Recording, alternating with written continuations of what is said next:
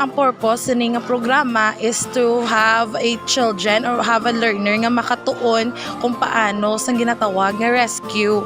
And ang learnings bala nga hindi naton mahatag as a teacher lang, kundi kinanglan naton sa mga instructor, mga licensed instructor sa pagbulig sa aton nga mapainsyindi pagit sang maidalom sa aton mga kabataan nga paano sila maging responsible kag maging lifesaver sa aton nga school sa bisan. Ang nga challenges nga kaka-encounter naton sa pagpatupad sa sini nga programa is that first gid tungod nga ang mga kabataan wala sing ikasarang nga mag-finance ang ila ko galingon para maka-training sang amo sini nga training.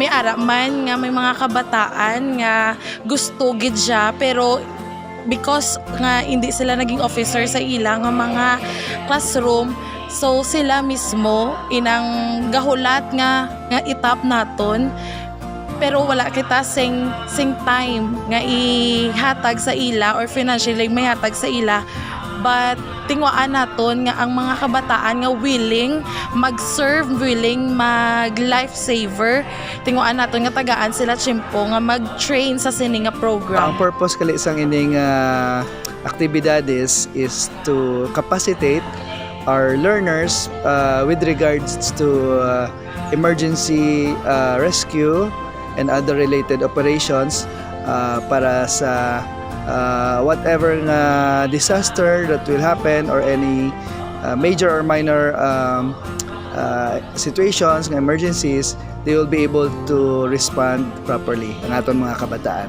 Ang purpose ng sini nga training was done para educate ang mga kabataan as the neophyte and makabalo sila kung ano ang ilang himuon as to the rescue and first aid.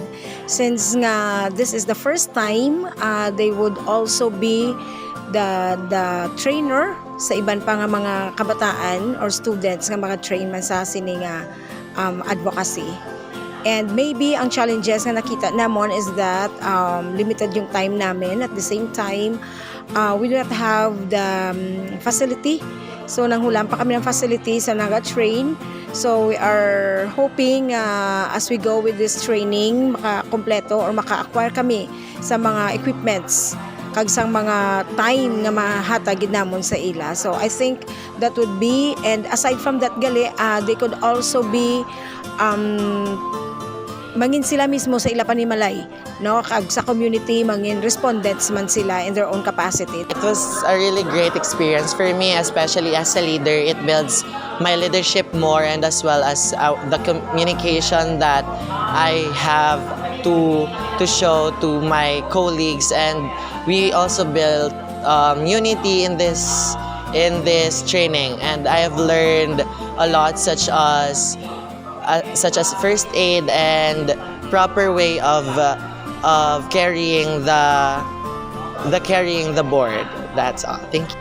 My learnings is beautiful. Gidyang akon nga na learnings about this Harakay group because although challenging siya, but may masulod gid sa imo nga mind, which is nga we need to work hard together. Hindi kita bala magboy anay bala as a group, kag damo pagid ko na learn nga kung paano bala i-apply sa aton self ang ini nga rescue. My experience and I learned from this activity is, first, it's hard but it's enjoyable and it's fun to be. Hi guys, I would like to share our experience sa mga Haraki officer. So ang na-experience ko is medyo budlay sa pero carry lang man. Kag carry ko, carry nyo man.